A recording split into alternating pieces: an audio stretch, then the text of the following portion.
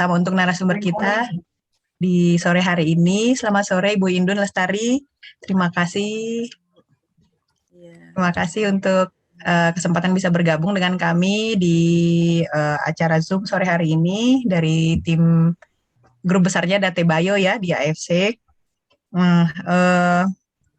Sebelum kita memulai Zoom kali ini, mungkin ada sedikit saya mau bacakan sedikit profil Ibu Indun ini. Kalau saya sih mengikuti Ibu dari kebetulan di sekolah, Ibu pernah mengisi acara tentang ya kurang lebih yang berkaitan dengan pendidikan anak ya Bu ya. Jadi tidak maksudnya buat saya familiar. Nah, Ibu Indun ini sendiri, teman-teman semua adalah seorang psikolog yang sudah mulai meniti karirnya sebagai dosen dan juga praktek sejak tahun 1978. Nah, kepedulian dari Ibu Indun pada bidang pendidikan membuat beliau berusaha untuk selalu menemukan strategi atau cara agar generasi muda bisa tumbuh dan berkembang dengan optimal. Nah, beliau juga adalah seorang pembelajar, bukan dari sisi akademik saja, tapi juga selalu belajar dari lingkungan setempat, di lingkungan di mana dia berada, belajar juga dari rekan sejawat, dari klien, anak, bahkan cucu-cucunya. Nah, berbagi ilmu juga dengan lingkungan merupakan salah satu prinsip hidup yang dijalani sampai pada saat ini. Jadi melalui berbagi, Bu Indun tidak hanya memberikan ilmu, namun juga memperoleh ilmu yang lebih banyak lagi dari lingkungannya. Nah, hal inilah yang mendasari Bu Indun untuk berbagi dengan kita di sore hari ini, di kesempatan yang istimewa ini. Walaupun kalau di tempat saya sih hujan ya Bu ya, di tempat Bu Indun juga hujan ya Bu? Enggak, cuman mendung doang. Oh, di saya mulai hujan Bu di Sariwangi. Nah, tapi tidak menghalangi semangat ya Bu untuk berbagi. Terima kasih sekali lagi. Jadi untuk memulai ini, sebelum memulai, mungkin kita sepakati aja sambil Ibu Indun membagikan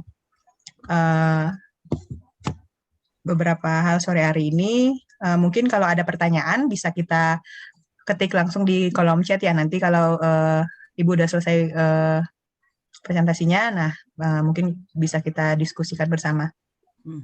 Jadi mungkin singkatnya begitu saja. Silahkan Bu, saya berikan waktunya. Oke, terima kasih Ibu Moderator, Ibu Hesti. Sama-sama Bu. Hesti sampai. Selamat sore, Assalamualaikum warahmatullahi wabarakatuh. Ya. Waalaikumsalam.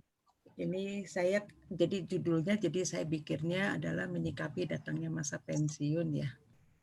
Sebenarnya menghadapi pensiun tuh buat aku suka banget. Jadi ditawar-tawarin. Jadi kalau saya ngajar ke Unisba ditawarin, Bu, masuk aja di Unisba, nanti dirubah, dibikinkan. Sekarang kan modelnya ada itu ya, bukan model. Aturannya ada kalau sudah pensiun bisa diangkat lagi dan dia mendapat nomor induk lagi gitu. Jadi saya nggak mau saya nggak mau diperintah-perintah lagi, saya bilang gitu ya. Saya maunya kapan saya mau, saya oke. Kalau saya nggak bisa, kalau saya nggak nyaman, ya saya mendingan enggak, saya bilang gitu. Jadi saya nggak mau diatur-atur seperti itu. Tapi bukannya saya nggak mau bantu, saya tetap mau bantu, gitu ya. Karena dulu saya waktu kerja itu tidak hanya sebagai dosen, tetapi juga kan dosen itu kan dituntutnya ya penelitian, ya pengabdian masyarakat, ya mengajar. Tapi di sisi lain saya memegang struktural. Nah, ini yang berat buat saya gitu ya. Jadi kayaknya capek gitu. Jadi udah akhir-akhir, udah umur 60-an tuh udah mulai itu. Kapan ya aku pensiun? Kapan ya aku pensiun? Cepet ya Bu. Padahal masih 5 tahun lagi. Untungnya saya nggak dijadiin profesor. Kalau dijadiin profesor 70 tahun, Bu, masih kerja. Mendingan sekarang deh aku pensiun. Mendingan nggak saya terusin lah usulan untuk jadi profesor gitu ya. Itu yang saya alami. Mungkin ini pertama, pitch pertama. Nah, jadi begitu saya selesai, kebetulan saya pas-pasan. Jadi memang persyaratan pegawai negeri itu kan 35 35 tahun bekerja ya untuk bisa pensiun. Jadi saya waktu itu pas-pasan bekerja selama 35 tahun, kemudian dengan usia yang 65 tahun. Kalau PNS untuk dosen itu 65 tahun. Kalau yang karyawan biasa biasanya 58 tahun gitu. Nah, waktu itu langsung deh di otak teh mikir kemana ya gitu. Pokoknya aku pengen lepasin dulu pikiran-pikiran yang struktural dan sebagainya. Terus mikir-mikir sama teman, yuk kita pergi yuk gitu. Kemana ya gitu. Terus ada teman, Den mau nggak ikut kemana? Ke Turki. Oh mau, berapa hari? 10 hari. Boleh aku bilang gitu. Mau 20 hari kayak boleh aku bilang, aku pensiun gitu. Jadi pergilah saya di situ untuk melepaskan semua yang kemarin rasanya banyak sekali pikiran-pikiran yang harus saya selesaikan gitu ya. Jadi saya pergi wisata.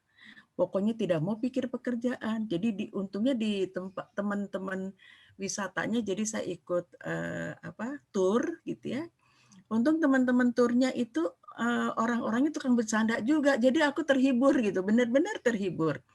Kemudian guide-nya juga orang yang suka cara menjelaskannya juga mudah dicerna, kemudian juga orangnya suka bergurau juga. Jadi suasana dari teman-teman pada waktu pergi ke Turki itu karena 10 hari kan, dengan di sana ada tempat yang dingin gitu. Tempat yang dingin kan kadang-kadang bikin stres juga ya gitu ya. Nah, ternyata ya karena teman-temannya menyenangkan ya oke-oke saja gitu ya. Kemudian saya berpikir lagi aktivitas yang saya sukai apa ya. Jadi mikir juga, nanti dulu ya, aku bangun tidur kok bingung ya. Kan bangun tidur ngapain? Biasanya cepat-cepat berangkat ke Jatinangor. Sekarang aku ngapain gitu. Kayaknya nggak enak juga ya diem di rumah. Mula-mula sih ya ada cucu, ada ini mas seneng gitu ya. Tapi lama-lama kayaknya nggak bisa gini deh gitu. Saya mencoba dengan menulis. Ya udah deh aku menulis aja. Saya mencoba menulis dengan apa sih yang istilah sekarang di blog-blog gitu ya. Jadi gimana kalau menghadapi kalau sudah tua bagaimana mengatasi permasalahan ketuaannya gitu ya. Terus saya mulai nulis lagi pengalaman saya. Terus saya pikir lagi untuk orang tua karena saya psikolog, kira-kira apa ya yang dibutuhkan orang tua di dalam ceramah bentuk apa ya yang dibutuhkan orang tua gitu ya. Jadi saya masih menulis gitu. Tetapi pada kenyataan kebetulan saya diangkat sebagai ketua asosiasi psikolog sekolah. Nah, dengan kondisi itu mulai saya mengatur lagi apa ya yang saya sukai gitu. Yang tidak menguras pemikiran dan tenaga. Jadi saya bilang saya mau, tetapi saya cuman ide. Saya cuman memberikan ilmu. Tetapi organisasinya, tolong teknisnya itu jangan saya. Kalau teknisnya saya, kayaknya saya nggak sanggup. Karena udah capek. Saya dulu jadi struktural tuh sebagai PD2. PD2 tuh ngurusin administrasi. Untuk administrasi dengan teman-teman bagian administrasi nggak masalah. Nah yang repot tuh ngurusin dosen. Tukang protes melulu kan. Ini harus sampai materi konsepnya, tetapi dia protes terus, gimana caranya? Jadi seringkali saya itu kalau ada pertemuan, saya kontak satu-satu, kebayang nggak? Dosen yang 60 orang gitu ya. Tapi saya kontaknya yang geng-gengan gitu. Oh geng ini saya kasihnya ke siapa, geng ini kasihnya ke siapa. Jadi supaya bisa, tapi kan lelah ya, itu melelahkan sebetulnya. Tapi ya itu tugas, itu kewajiban saya, jadi saya harus lakukan itu. Nah, jadi waktu pensiun, betul-betul saya senang sekali gitu ya. Kemudian tapi saya harus mikir apa sih yang membuat diri saya senang. Itu yang harus saya ketemukan. Nah, waktu itu terpikir misalnya, saya dulu suka olahraga. Jadi pasti yang terkait dengan fisik. Makanya pertama, ya udah jalan aja dulu. Apa sih yang dirasakan? Jadi pergi tuh ke PVJ gitu ya, naik angkot. Saya nggak naik mobil, sengaja. Terus turunnya juga rada jauh, di Sakarang Setra saya udah turun. Nah di situ saya jalan. Jadi di PVJ bukan belanja, tapi jalan gitu. Jalan keliling-keliling, naik turun itu. Terus nanti kalau udah pulang, pulangnya naik angkot lagi gitu. Nah itu mula-mula awal saya pensiun saya lakukan itu. Kemudian karena saya senang olahraga. Terus apalagi yang membuat diri saya senang? Saya suka masak, gitu ya. Jadi saya ya udahlah sini aku yang masak. Ya udah, nah itu kadang-kadang anak saya kesempatan, Bu, kayaknya makan ini enak ya, katanya gitu. Terus saya tanya, terus yang bikin siapa? Ya ibu lah, siapa lagi, katanya gitu. Ya udah, jadi saya tetap mau gitu ya, saya kerjakan kondisi itu gitu ya. Oh ya udahlah, oke, aku bikin gitu. Nah itu yang jadi benar-benar kita mikir apa yang kita sukai, karena kalau sampai tidak disukai itu jangan. Kita menjadi diam di rumah. Terus yang ketiga itu saya senang gaul. Jadi nggak pernah bisa diem. Jadi kalau teman-teman saya bilang, gila kamu masih aktif. Kalau aku nggak aktif, aku sakit, aku bilang gitu. Jadi sempat suatu saat ya ada reuni nih. Suami saya kan psikolog juga. Dia datang ke reuni itu, saya nggak bisa waktu itu, saya memang rada sakit gitu. Terus ditanya sama teman-teman, si Inun kemana? Sakit, nggak bisa datang. Bukannya sakitnya takut sama dia, jadi dibalik, bukan kok bisa dia sakit katanya. Pokoknya semua macam-macam deh nanyanya. Terus aku bilang iya benar juga sih ya. Kalau saya diem tuh emang biasanya suka terus sakit gitu karena nggak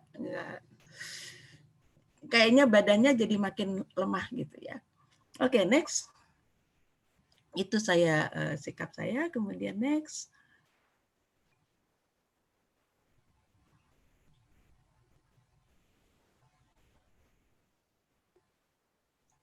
Sudah ya, Bu? Belum? Oh ya ada. Nah, akhirnya saya menilai diri saya. Loh, kok kalau jalan saya tidak bisa cepat ya? Mulai itu. Di usia 70. Enggak deh, sebelumnya juga udah kerasa. Jadi ya yang penting aku bisa jalan. Oh, berarti aku sekarang udah nggak bisa lari lagi. Gitu. Nah, oke, ya sudah. Yang penting aku bisa jalan, aku bisa beraktivitas. Jadi kalau misalnya mau pergi kemana, jadi biasanya tuh kalau sama cucu gitu ya, mau kemana? Terus bilangnya kan ke ini, misalnya ke Ancol.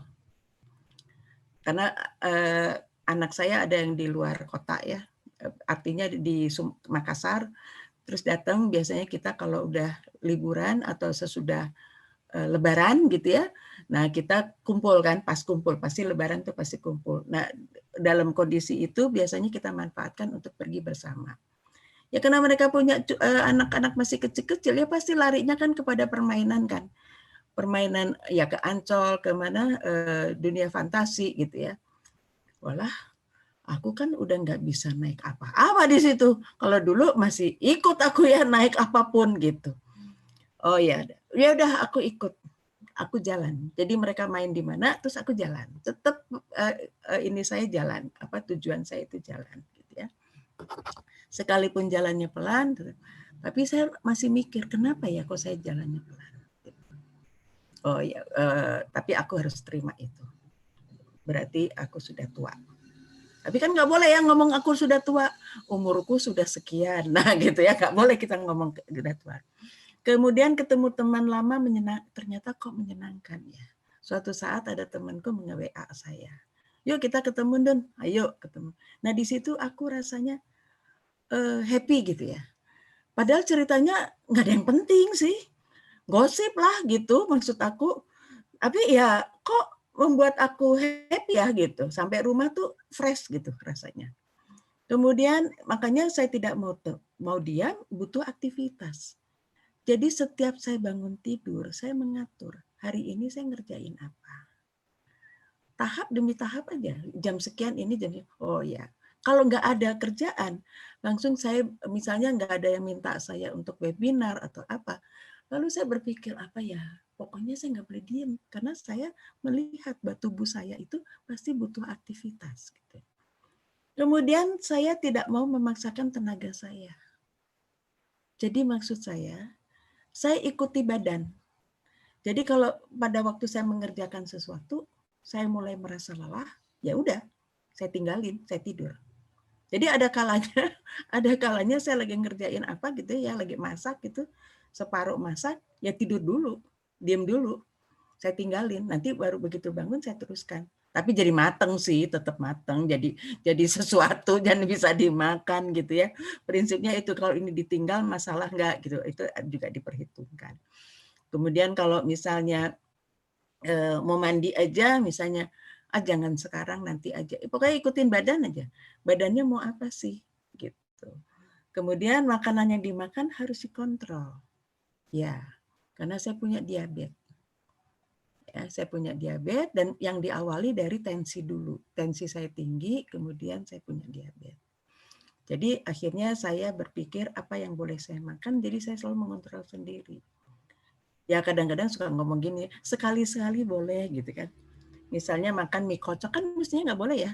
Nah gitu ya, terus sekali-sekali bolehlah gitu. Tapi sekali itu kan dalam sekian bulan gitu ya, jadi oke-oke aja. Kemudian hal lain yang saya nilai sendiri, saya nggak boleh meninggalkan Sang Pencipta. Jadi ini menilai diri sendiri ini yang harus saya lakukan dalam bentuk aktivitas. Jadi saya kontrol siapa saya sebenarnya, baru saya menetapkan aktivitas saya apa ya. Gitu. Oke, next. Nah, baru pengaturan aktivitas. Jadwal sehari-hari dirubah. Jam 20 tuh sudah mengarah untuk tidur. Tidak mengerjakan apapun. Biasanya saya lakukan dengan nonton TV untuk pengantar tidur. Jadi saya bangun pagi, subuh, bahkan kadang-kadang sebelumnya, itu saya biasanya sudah melakukan aktivitas. Tapi aktivitas awal adalah biasanya saya berdoa dulu dan berzikir dulu, nah baru melakukan aktivitas kegiatan apapun yang saya mau. Ya. Nah, kemudian di situ ya mengerjakan yang saya mau. Pada waktu itu harus mengerjakan apa, itu sampai jam berapa. Biasanya saya atur sampai jam 7, itu saya mengerjakan aktivitas pribadi, lalu jam 7 itu saya sarapan bersama keluarga ya, bersama keluarga anak saya dan anak-anaknya. Pertama saya bangun, selalu saya minum air hangat putih. Air putih hangat, kok air putih gitu ya. Kalau saya misalnya kebangun malam-malam, itu saya selalu menyediakan air putih di termos. Jadi waktu bangun malam-malam, itu selalu balik ke tempat tidur, saya minum air putih dulu. Gitu. Itu yang saya lakukan. Dan harus hangat. Jarang sekali saya sekarang udah minum sirup dan sebagainya, itu jarang sekali saya lakukan. Barangkali kalau bulan puasa saja, itu juga kalau buka, pada saat buka minum cuma secangkir, udah gitu tidak, gitu ya. Jalan juga semampunya, kecepatan dikurangi, jadi pasrahlah gitu. Jadi biasanya alasannya selalu saya sama anak saya mau ke ATM ya gitu. Ya ngambil duit untuk mingguan gitu, itu satu. Terus kadang-kadang saya alasannya untuk ke apotek, beli obat untuk kepentingan saya sendiri. Karena agak jauh kalau ke apotek. Dulu saya suka keliling kompleks sih. Keliling kompleks, terus lama-lama kompleksnya di tengah-tengah kompleks gitu ya. Jadi nggak pokoknya ya kalau saya lagi fit ya boleh ke sana, tapi kalau enggak ya sudah secukupnya aja. Karena saya senang bergaul, maka saya bergabung dalam WA alumni SMA dan alumni teman-teman kuliah. Jadi ada 2 tuh. Yang anehnya ya, untungnya saya itu, teman-teman angkatan saya itu nggak ada yang bisa diem juga. Cerewetnya setengah mati, baru kemarin menyelesaikan untuk yang 50 tahun, kebayang nggak? Jadi ceritanya nge-zoom karena pandemi, tadinya mau ketemu di satu tempat gitu, nggak jadi nge-zoom. Nge-Zoom itu saya mau ngomong tuh sampai saya waktu itu bilang sama anak saya, tolong itu mic-nya dimatiin semua. Karena kalau nggak bisa ngomong-ngomong gitu. Tapi ya happy gitu ya. Kenapa ya? Padahal ngomongnya nggak jelas gitu. Apapun yang diomongin. Kemudian yang berikutnya, untung saya punya biro psikologi. Jadi memang teman-teman saya pada bilang, Mbak Indun untung. Begitu selesai pensiun, bisa aktif di biro gitu. Sedangkan teman-teman saya ada yang dia cuma nganter anak aja, cucu untuk ke sekolah dan balik lagi dan dia tidak punya kerjaan. Keuntungan itu apa? Bukan saya dalam hal biro itu bukan masalah uang ya. Uang memang saya butuhkan. Tetapi saya tidak paksakan untuk ngotot dapat uang gitu. Kenapa? Udah capek. Kalau dulu mungkin saya ngotot karena anak saya harus berhasil di masyarakat. Prinsip saya kan itu. Jadi uang itu saya gunakan untuk pendidikan. Nah kalau sekarang enggak. Tapi saya butuh aktivitas. Yang penting aku harus mikir. Mikirnya tuh nggak boleh diem. Karena kalau udah mikir diem, terasa deh tuh sakit-sakit dan sebagainya. Kemudian disempatkan untuk jalan kaki, karena sekarang saya baru rasakan saya nggak bisa lompat. Jadi suatu saat saya meriksa tuh anak di biro ya, kan harus dicontohin. Yuk kamu bisa gini nggak? Jadi saya harus nyontohin kan untuk melompat. Jadi saya minta anak itu untuk lompat. Kok saya nggak bisa lompat ya? Jadi lompat saya pendek, jadi orang anaknya itu bingung. Akhirnya saya panggil teman saya, tolong dong kamu contohin dong. Ini kan dia harus lompat. Ya enggak Bu, ibu perintahin saya aja, terus nanti anak itu suruh ngikutin. Nggak bisa lompat saya, ya. Jadi ya mungkin memang tenaga dari belakang saya ini sudah nggak kuat ya. Ya sudah, itu saya harus akui gitu. Jadi sekarang kalau saya di biro, kalau misalnya mau periksa anak itu pasti saya panggil teman-teman yang terapis gitu ya untuk mencontohkan kepada anak itu bagaimana apa yang harus dia lakukan. Disempatkan untuk jalan kaki itu pernah saya karena kebanyakan nge-Zoom. Jadi waktu itu muncul dengan saya diapesi, teman-teman itu pada minta kepada saya untuk beberapa kali webinar. Dan artinya webinarnya tuh sering banget. Sehingga akhirnya saya duduk terus kan. Jadi lupa dengan jalan kaki. Bener aja deh. Kaki saya sakit banget. Terus jalannya juga jadi pincang. Nah itu yang saya nggak mau. Aku nggak mau tahu caranya bagaimana. Pokoknya aku mesti nggak bisa pincangnya ini harus sembuh gitu. Jadi anakku Prita itu kan bisa TFH, aku minta tolong dia. Nggak puas juga minta tolong temen. Jadi ada temen yang bisa juga seperti TFH, tapi saya nggak tahu dia metodenya apa gitu ya. Tapi dia lakukan itu. Dan untungnya dia bilang, aku bisa lakukan ini Bu, tapi nanti dan ini saya udah tahu nih kondisi ibu kayak gitu. Jadi ibu cerita ya nanti malam kalau misalnya sakit atau apa bilang. Jadi saya nanti akan lakukan dari rumah. Jadi saya nggak tahu tuh ilmunya apa ya. Pokoknya yang penting dia orang pencinta alam sih. Jadi saya bilang, kamu tuh ilmu ini dari mana sih? Dari hutan saya bilang gitu ya. Karena dia bukan psikolog, dia bukan dokter, tapi dia bisa menyembuhkan itu. Itu aku lakukan, tapi setelah itu dilanjutkan oleh anakku Prita bisa TFH, jadi dilanjutkan sama Prita. Akhirnya alhamdulillah saya bisa jalan. Sekarang makin lama jalanku semakin bagus karena aku paksakan untuk jalan seperti kayak gerak jalan. Jadi yang kakinya harus diangkat gitu ya. Ternyata itu berpengaruh juga untuk di pinggulnya gitu ya. Dan itu akhirnya saya sekarang jalan lebih cepat dibandingkan waktu yang saya bilang saya agak lambat gitu. Kemudian mengontrol makanan yang dimakan, itu kontrol pasti saya lakukan. Nah, karena saya diabetes dan sebagainya, akhirnya saya diminta untuk sama anakku meminum SOP. Aku bilangnya SOP ya, atau SOP gitu. Saya minum tuh setiap hari. Mula-mula saya nggak mau. Sempat Prita ngasih ke saya malam-malam, saya disuruh minum. Tahu-tahu saya muntah.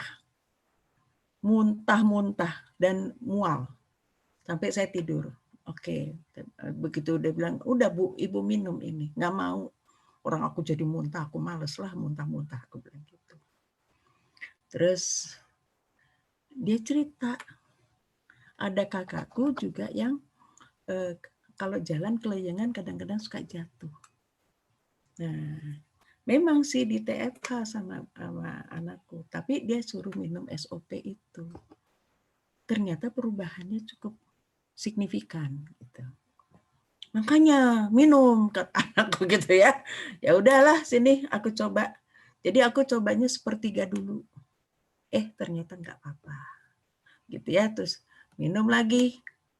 Terus udah gitu sekarang akhirnya saya cuma satu. Sehari satu. Saya hanya prinsipnya adalah menjaga stamina. Apalagi dalam kondisi COVID.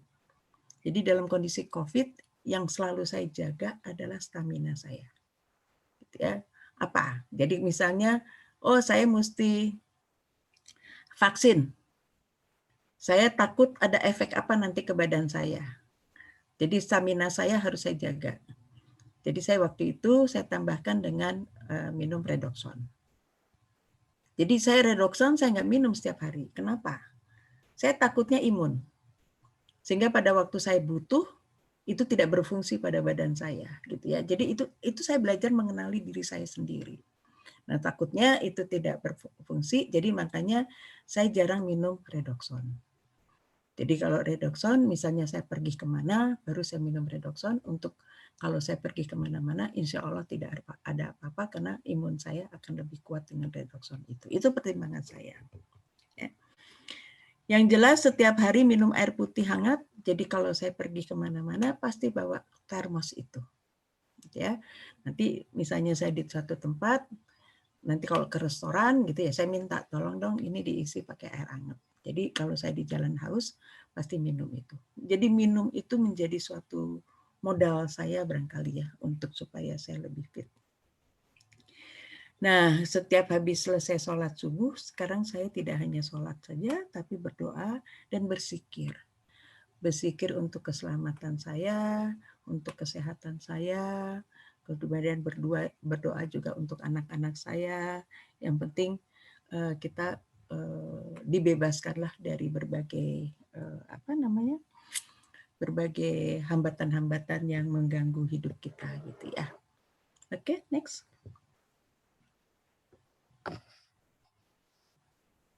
Nah, kan tidak hanya fisik ya, mental juga ya. Jadi belajar menerima apapun yang dihadapi. Kenapa ini saya anggap menjadi sesuatu yang penting buat saya? Saya tuh dulu orangnya nggak sabaran. Pertama itu. Kalau sudah punya kemauan, ngotot, harus dapat gitu. Gimana caranya? Pokoknya harus dapat, tapi dengan memperhatikan etika, udah pasti. Nah, tapi karena ngotot itu, tapi tetap mengikuti aturan, ya mau tidak mau, saya kerjanya tidak tahu waktu, gitu. Jadi nggak tidur. Bayang nggak? Dulu saya sering nggak tidur. Jadi kalau saya kerja itu bangunnya jam 3. Jam 3 itu saya kerja sampai subuh. Subuh baru siap-siap terus pergi ke kantor.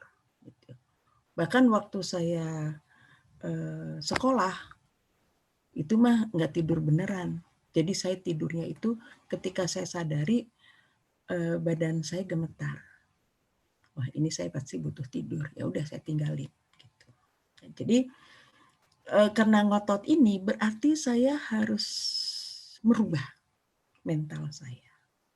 Dalam arti kata, misalnya saya ingin sesuatu, nggak ada. Oh ya sudah, gitu. Jadi harus tuh kata-kata oh ya sudah gitu ya, itu tuh perlu tuh saya saya conditioningkan buat pribadi saya supaya saya tidak stres gitu. Pokoknya saya nggak mau stres selama ini gitu ya.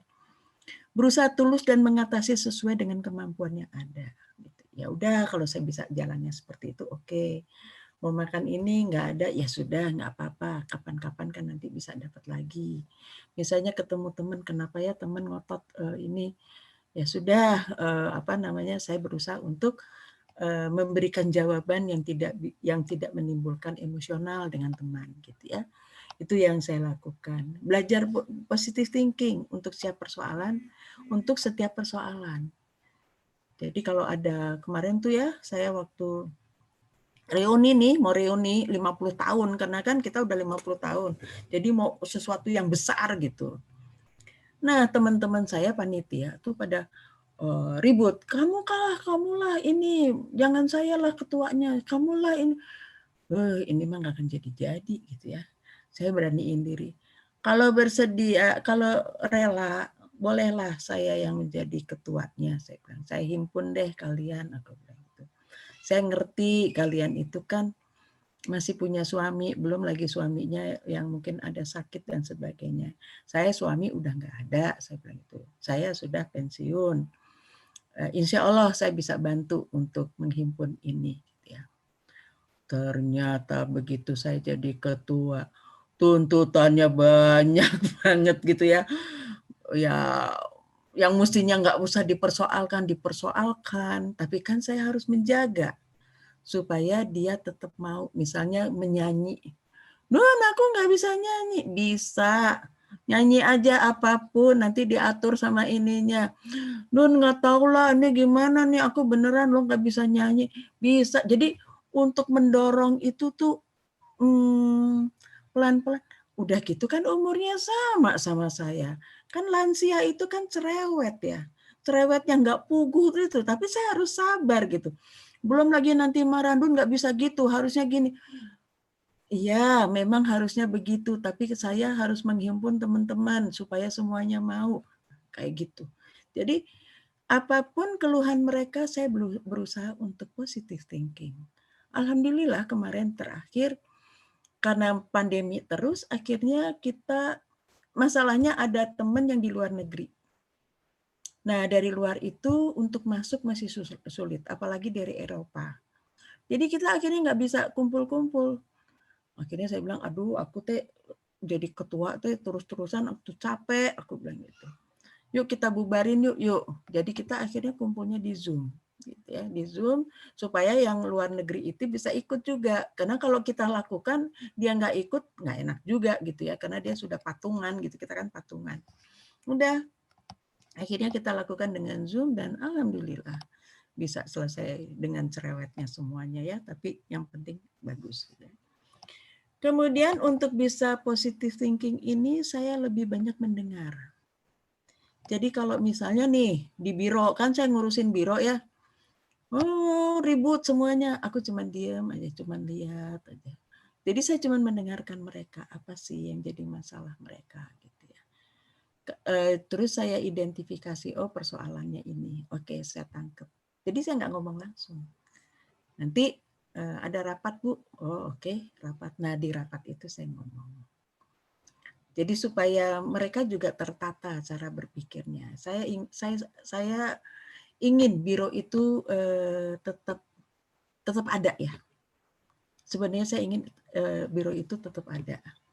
Tapi dulu sempat tuh teman saya bilang sama teman saya, tolong dong bantuin itu teman anak-anak nih gimana ya cara mikirnya. Aku jadi bingung, aku bilang gitu. Jadi teman saya masuk, saya minta bantuan gitu ya, masuk untuk memberikan pengarahan dengan di teman-teman di biro itu. Terus coba kalian pikir, teman saya sadis juga ngomongnya. Coba kalian pikirkan, kalau biro ini bubar, mau nggak? Nah gitu ya. Jadi semua yang pengurus itu semuanya nangis. Waduh kalau bubar nggak mau deh gitu kan. Nah itu dari situ. Terus ya pelan-pelan saya bangun terus. Saya ya ada karena saya lihat ada beberapa yang potensial untuk mengembangkan biro saya itu. Jadi pelan-pelan saya kasih feedback, misalnya dia kasih laporan, terus ada masih salah, terus saya kasih feedback dengan apa namanya pakai WA. Kamu kenapa ngomongnya begini? Kan orangnya seperti ini, gitu ya. Jadi saya kasih feedback kondisi itu. Itu membantu banget buat saya. Membantu apa? saya nggak diem berpikirnya. Itu. Dengan berpikir tidak diem, itu yang membuat saya terus terus bisa aktif sehingga saya lupa dengan ketuaan saya. Kadang-kadang nggak tahu diri gitu ya. Kadang-kadang kan ya kayak misalnya sama cucu-cucu saya tuh suka saya ledekin segala macam gitu ya. Pikir-pikir ini nenek kok kayak gitu, tapi ya cucu saya seneng juga tuh gitu ya dia omongin apapun gitu ya. Jadi kayak misalnya kamu ada tugas apa hari ini? Aku harus bikin puisinya tentang apa? Terserah. Oh, terserah. Udah aja kamu bikin puisinya gini. Ambu, ambu, ambu yang cerewet gitu kan saya bilang gitu, saya cerita gitu. Terus dianya juga ketertawa gitu ya, mereka tertawa gitu. Cuman dia bengong gitu, entar dulu nih si Eyang teh ngomongnya kemana kok kayaknya ngaco gitu ya. Nah itu. Jadi bergaul sama cucu tuh buat saya menyenangkan gitu ya. Jadi kalau misalnya memang sih orang tua kadang-kadang capek ya dengar mereka teriak-teriak dan sebagainya. Tapi saya mikir lagi dulu aku juga gitu ya. Jadi ya itu masa anak-anak ya sudah saya pikir mendingan saya terlibat bareng sama dia. Cuman memang kalau mereka bertengkar, nah itu baru kita tanya apa yang kalian pertengkarkan. Tetapi kalau misalnya bermain, buat saya sih oke-oke saja gitu. Itu sih yang saya lakukan ya. Jadi saya harus membuat diri saya senang. Itu nggak bisa kita minta dari orang lain. Nggak mungkin kita menunggu orang lain. Ya, maksud saya jalan kaki tuh saya senang gitu. Terus kalau untuk berteman, kalau saya udah sendirian gitu, terus kepikir sesuatu, aku suka WA sepupu saya. Aku mau gosip dong gitu. Nanti, oh iya gosip apa nih Mbak gitu. Terus kita ngobrol gitu. Jadi enak gitu. Jangan capek lah. Saya capek kalau marah. Ya, meskipun saya orangnya dikatakan galak gitu ya, tapi kalau saya marah tuh saya tahu saya merasa capek. Jadi saya mendingan tidak marah. Makanya saya suka diam dulu. Kalau misalnya marah, pengen marah, saya diam dulu. Persoalannya di mana nih? Gitu. Jadi karena berpikir terus, alhamdulillah sampai saat ini saya masih bisa beraktivitas. Itu kali Mbak Hesti, saya nggak tahu itu kesan-kesan saya sebagai orang tua Mbak gitu. Oke, Bu. Sudah ya, Bu ya? Ya, saya kira cukup ya. Ini kan udah kan tadi. Udah tadi. Sudah, Bu, Ya, ini. setiap persoalan saya buat sederhana. Jadi jangan ribet lah gitu. Ya, artinya jangan ribet tuh. Kalau bisa itu ditata lebih sederhana, penyelesaiannya mungkin lebih mudah gitu. Jadi saya nggak mau pusing gitu ya. Oke, Mbak Esti, terima kasih. Oke, sama-sama Ibu. Terima kasih. Nah, teman-teman, semoga apa yang disampaikan Bu Indun baru saja itu bisa memberi sedikit banyak, khususnya kalau ke saya pribadi ya, buat kebetulan ibu saya itu banyak tinggal dengan saya, walaupun dia asalnya di Sulawesi. Sekarang lagi di Sulawesi sih. Mungkin juga ada lagi ikutin Zoom ini kali ya. Apa yang Ibu Indun barusan sampaikan itu ya tidak asing lah untuk ini, karena memang di usia menjelang 70, mama tuh mungkin karena perubahan hormon ya Bu ya. Ya, betul. Kadang susah tidur gitu, kelihatannya itu cukup mengganggu buat mama. Tapi terus ya belakangan sudah agak lebih baik sih. Kasihan juga sih lihatnya kadang-kadang jadi kebalik-balik jam tidurnya gitu Bu. Iya, betul. Begitu. Ini Bu, saya sih sedikit ada mau ini pertanyaan ke Ibu ya. Sambil nunggu di chat ya, barangkali ada teman-teman yang mau menyampaikan pertanyaan atau mau buka mic langsung boleh. Nah, kalau dari saya tuh gini ya Bu, untuk memanage rasa saat Ibu sudah sadar bahwa ini sudah tidak seproduktif dulu. Contohnya tadi misalnya, oh aku udah tidak bisa lompat ya, atau ketidakbisaan yang lain, baru sadar begitu. Nah, saya perhatikan itu kan sedikit banyak harus diterima dulu kan Bu ya. Betul. Sedikit banyak tidak banyak orang yang bisa menerima itu dengan mudah begitu Bu. Mungkin sikap berpasrah itu ada tips-tipsnya nggak ya Bu ya? Sikap Gitu. berpasrah ya. Mm-mm. Saya dulu mungkin pengalaman saya ya barangkali yang bisa membuat saya pasrah ya Bu ya. Karena yang saya rasakan sekali pada waktu menghadapi suami saya mau meninggal. Kebayang nggak Bu? Hayuh dia sakit, hayuh dia kesakitan, tapi tetap hidup. Tapi bisakah saya atur? Misalnya suami saya patahin aja tangannya terus dia meninggal gitu, kan nggak bisa ya Bu ya. Nah di situ saya belajar banyak Bu di situ. Benar-benar saya belajar banyak di situ. Itu satu. Yang pertama sekali sih saya tuh dulu senang ke hutan Bu. Jadi saya suka bawa anak-anak gitu ya. Anak-anak kecil untuk menyelesaikan problem solving di hutan. Nah, sekarang kalau misalnya hujan, kita bisa marah sama siapa?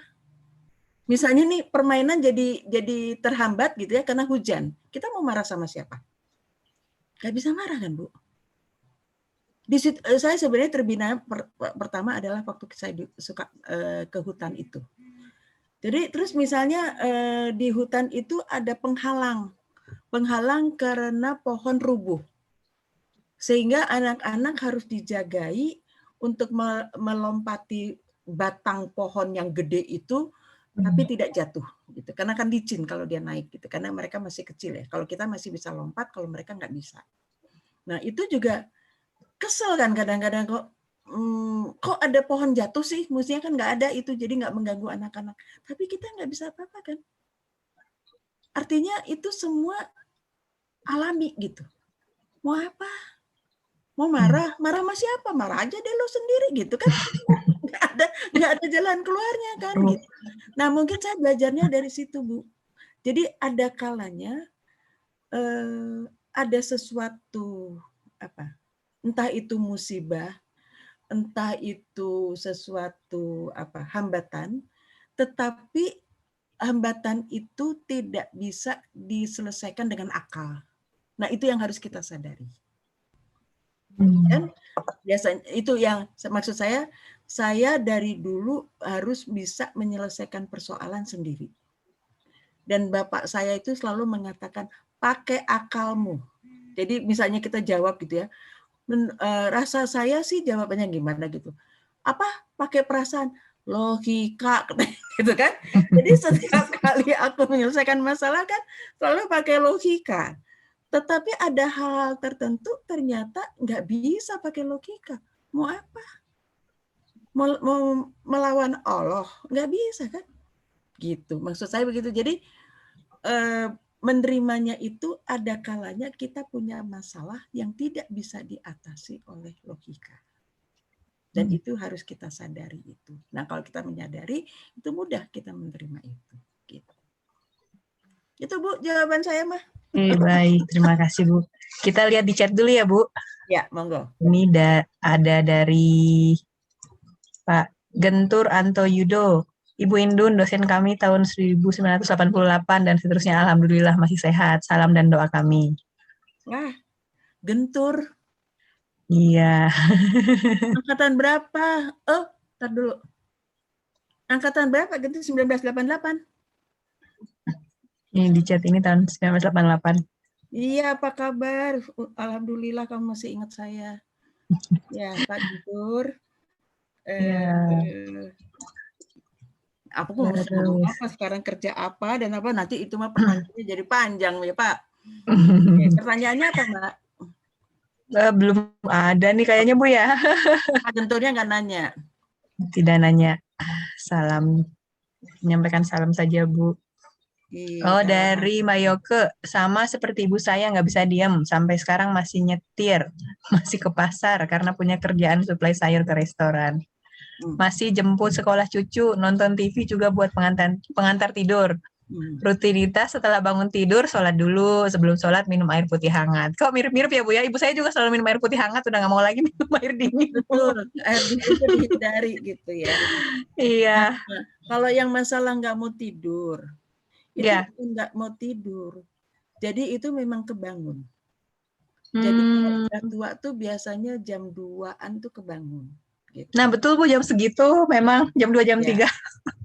Tapi mula-mula sih saya dulu langsung kerja teh gitu ya. Jadi kalau jam 2 kebangun terus langsung saya kerja. Tapi suatu saat saya membaca di Facebook bahwa pada sebelum jam 3 ini si jantung itu lemah. Jadi kalau kita paksakan untuk bangun itu akan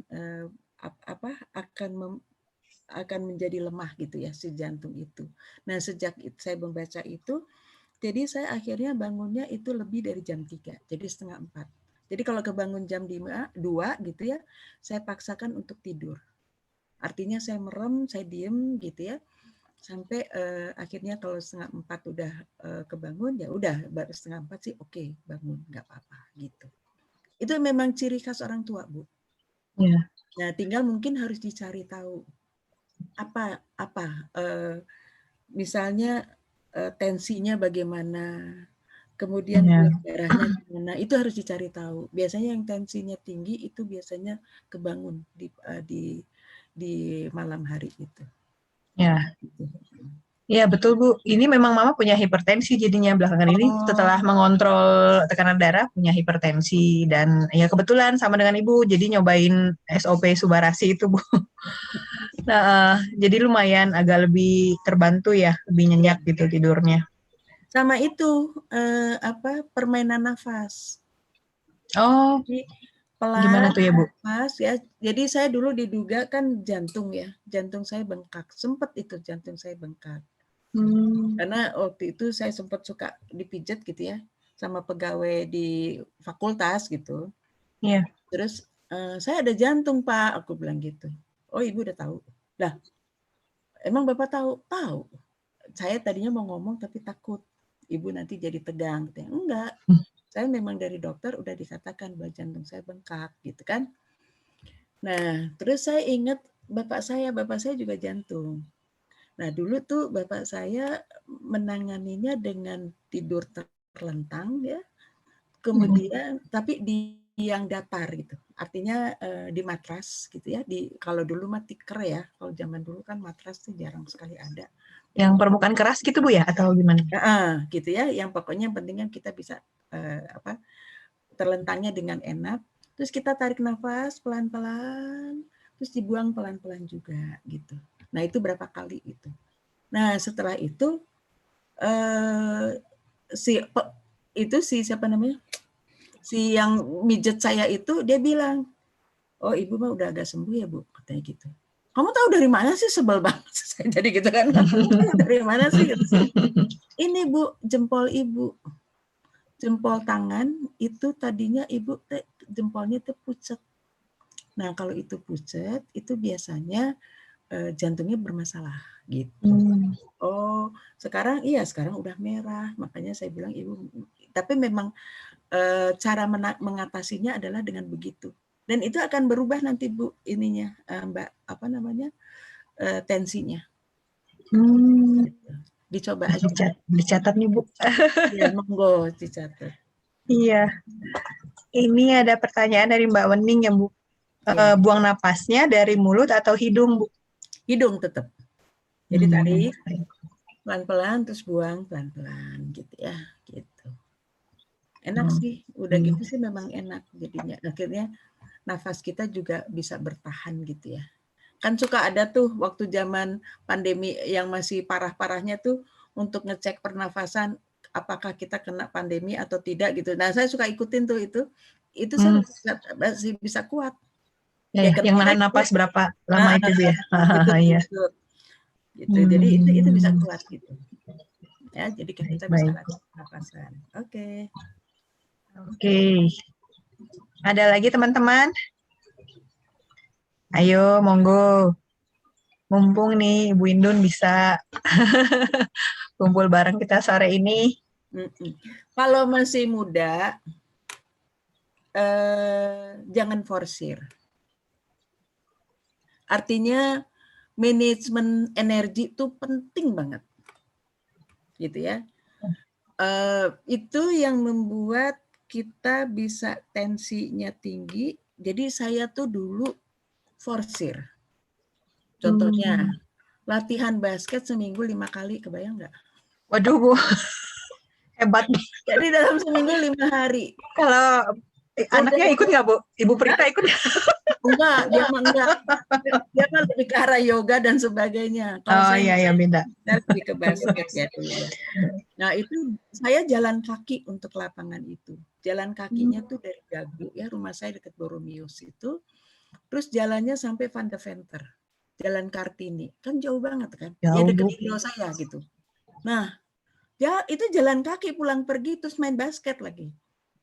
Jadi kebayangkan saya nggak bisa diemnya gitu.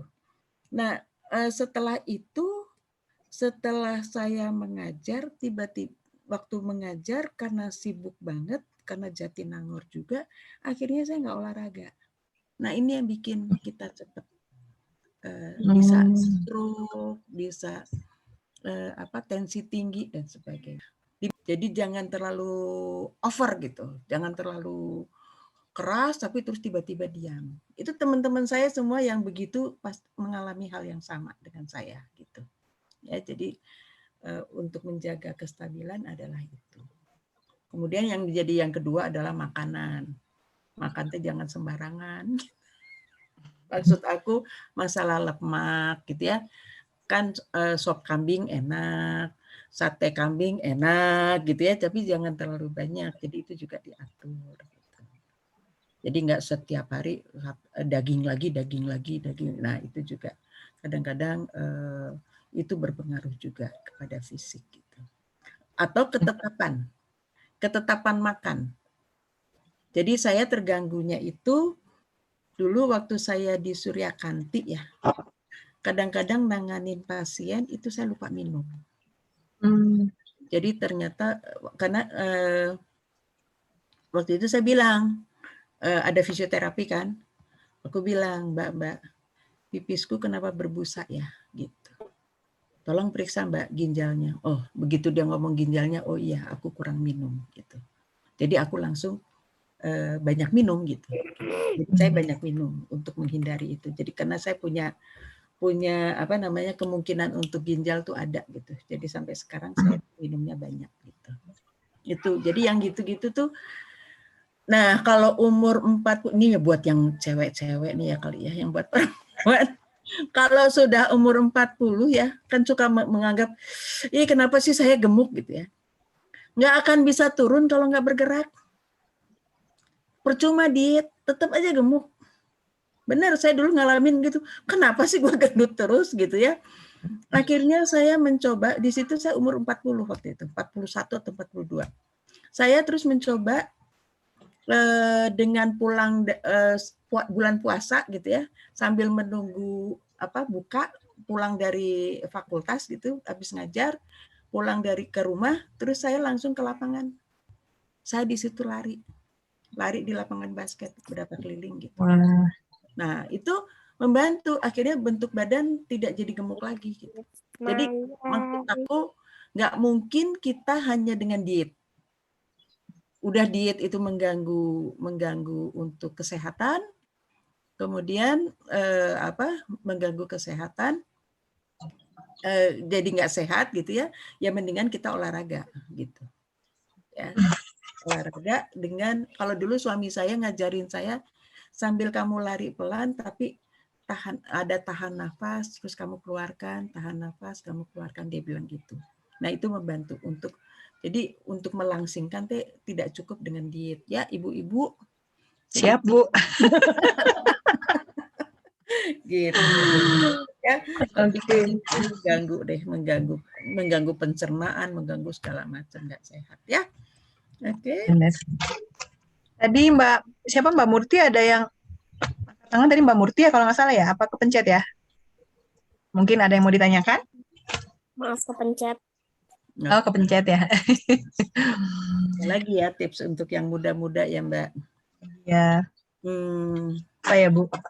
Ini nih Bu, apa namanya kan kebanyakan di sini mungkin ada sebagian yang seumur Ibu, mungkin ibu saya atau siapa yang saya belum kenal, tapi kebanyakan mungkin yang seumur saya ya Bu ya, yang orang tua ataupun mertua ya ada di range umur Ibu.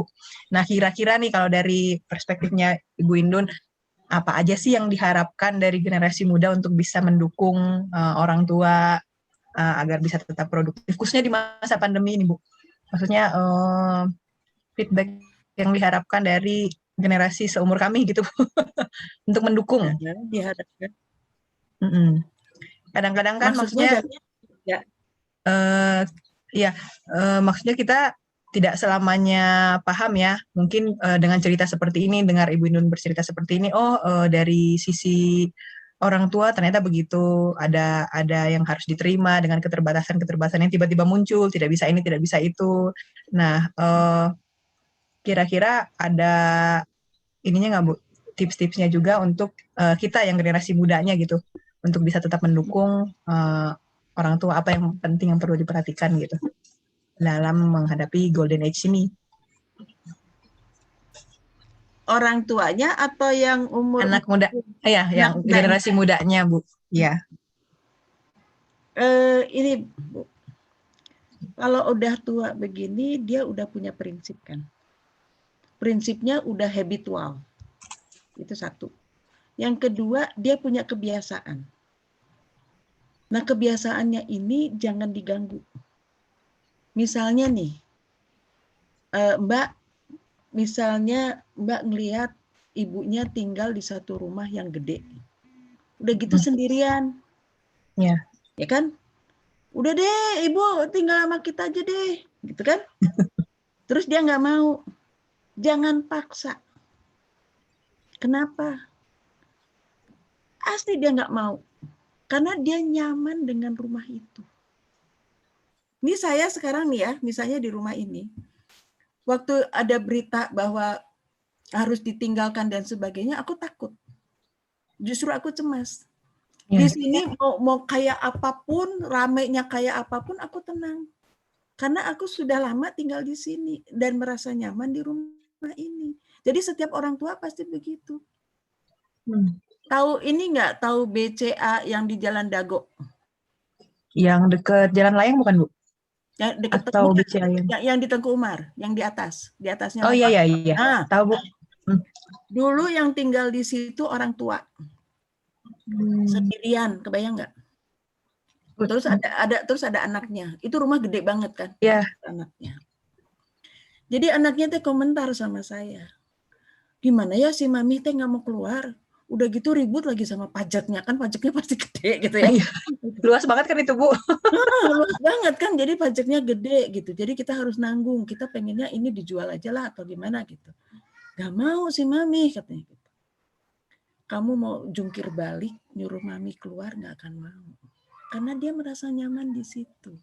Jadi jangan kita lawan. Justru kalau kita lawan dia jadi sebel sama kita, sama anaknya jadi kesel gitu. Nah jangan dibuat orang tua jadi kesel sama kita. Itu membuat dia nggak nyaman nanti hidupnya gitu ya. Jadi itu adalah ciri orang tua. Yang seringkali saya lihat adalah seperti itu. Memaksa untuk orang tua tinggal sama kita. Kedua, biasanya kan orang tua misalnya dia bisa tinggal di rumah dari kantor misalnya.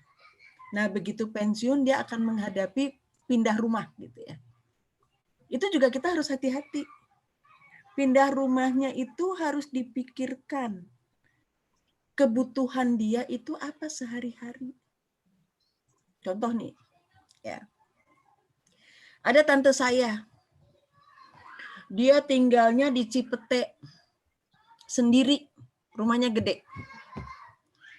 Terus kakak saya juga sendiri. Tapi di Jatiwaringin, kebayang? Jatiwaringin sama Cipete kan udah beda, suasananya kan beda. Udah deh, tante tinggal aja sama saya. Jadi kita ada temennya bersama-sama.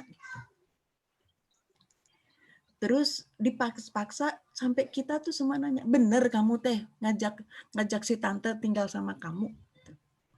Iyalah, biar kita ada temennya. Karena apa? Baru seminggu dia udah minta balik. Kebayang nggak? Waktu pindahan itu ponakan-ponakannya udah ngomong gini, Pak, palingan Bapak minggu depan juga udah balik lagi nganterin barang-barang ini ke sini lagi gitu. Dia punya bayangan itu. Bener. Kenapa? Karena misalnya dia mau ke bank.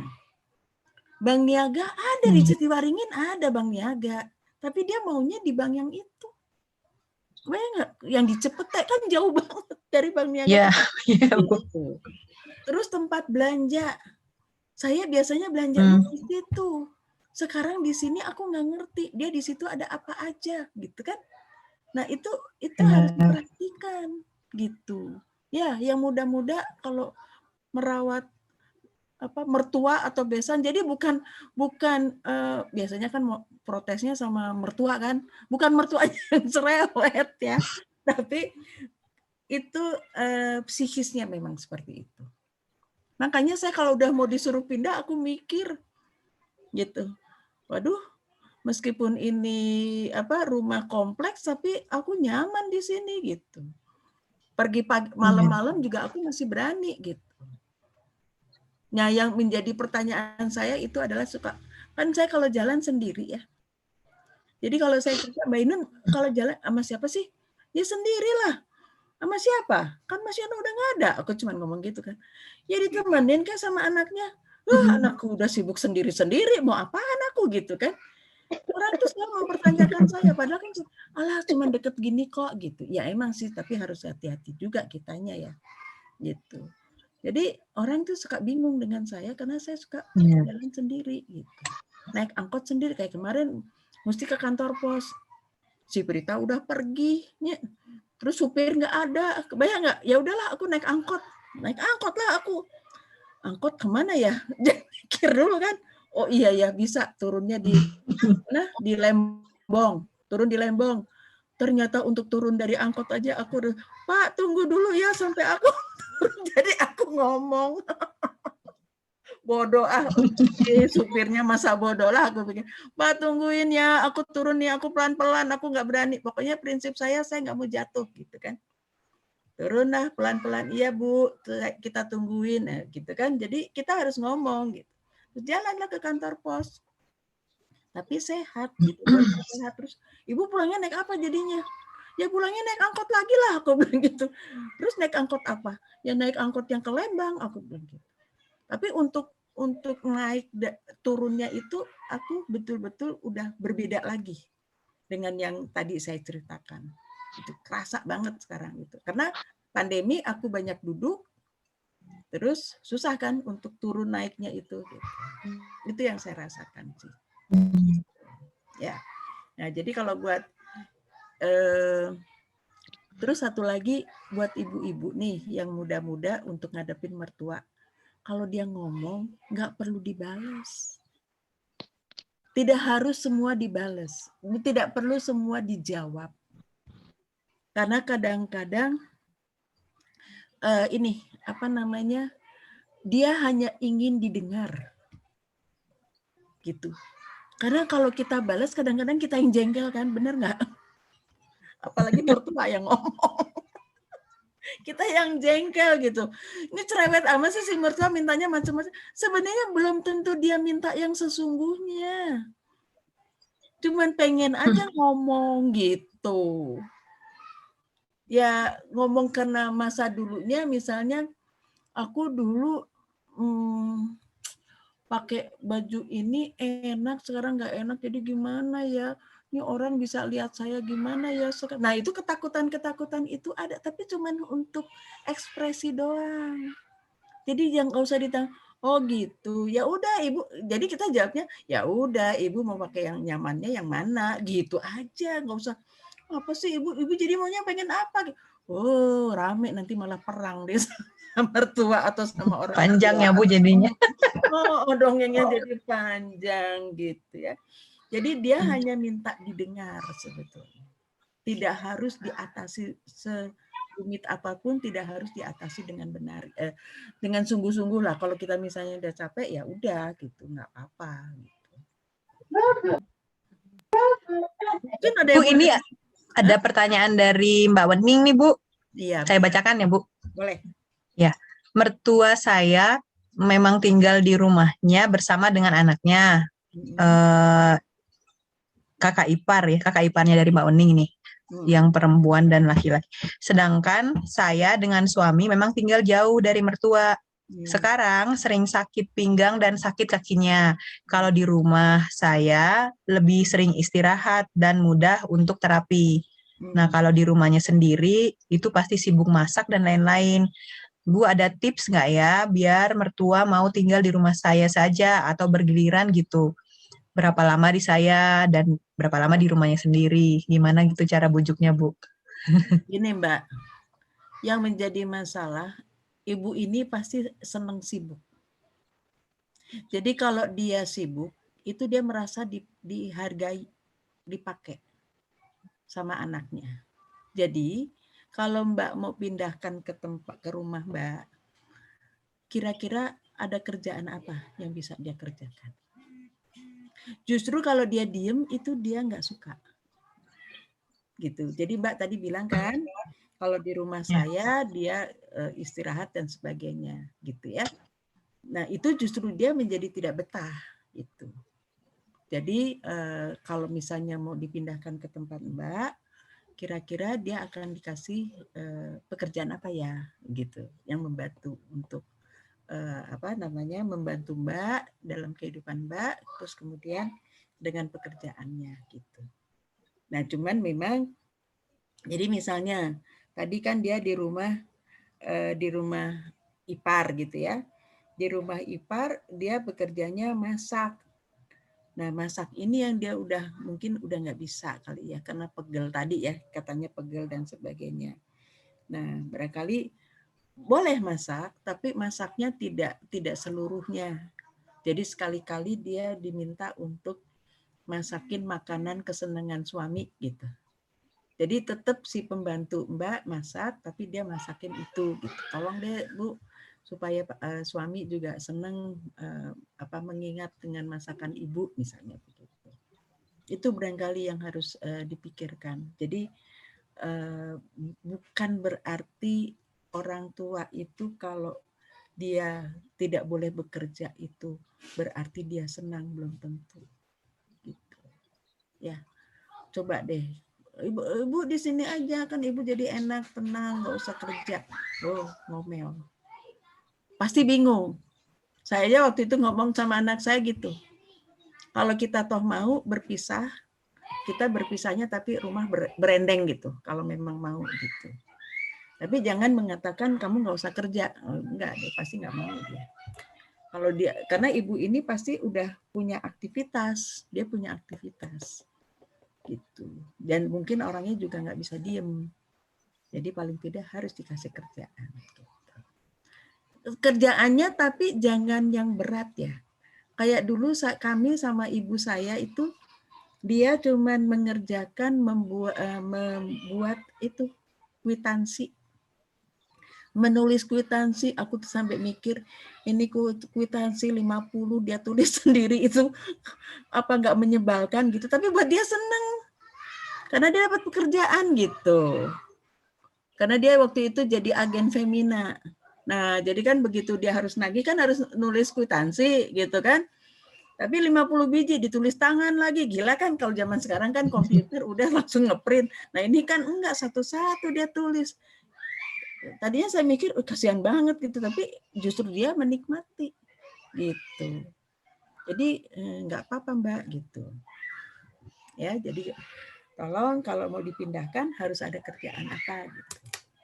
Gitu Mbak. Jadi misalkan jadi mungkin nggak usah masak sih, tapi yang lain gitu ya bisa saja. Oh ya soal masak kan aku senang masak ya, tapi kayaknya saya taste-nya sekarang udah jelek deh. Jadi sekarang kok mulai masak keasinan, yang satu lagi nanti kurang asin gitu.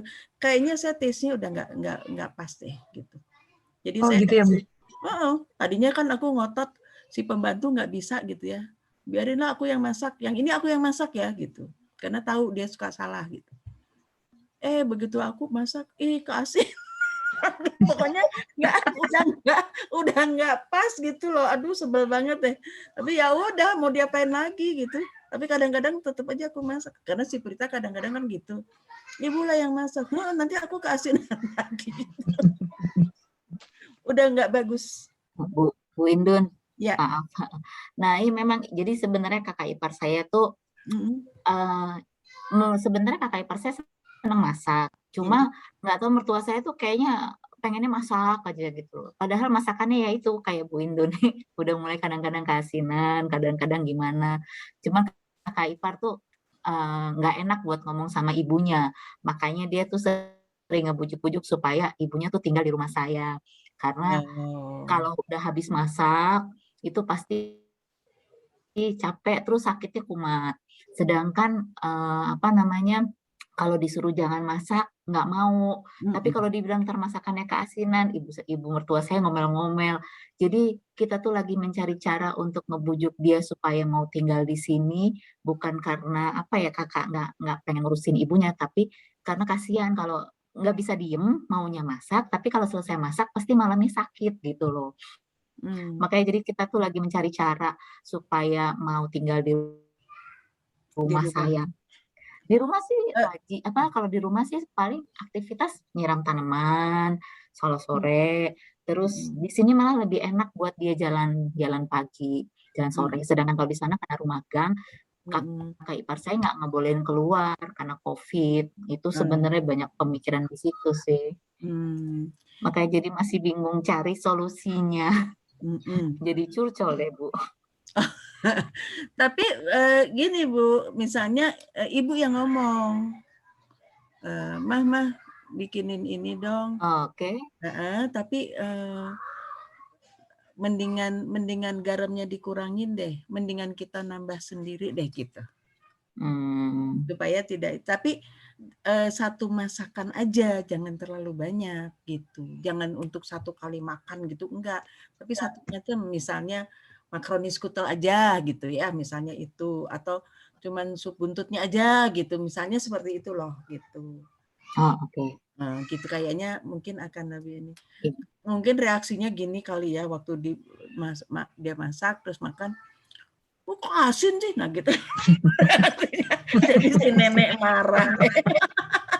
Tersinggung, Bu. Ini kok asin sih? Gitu.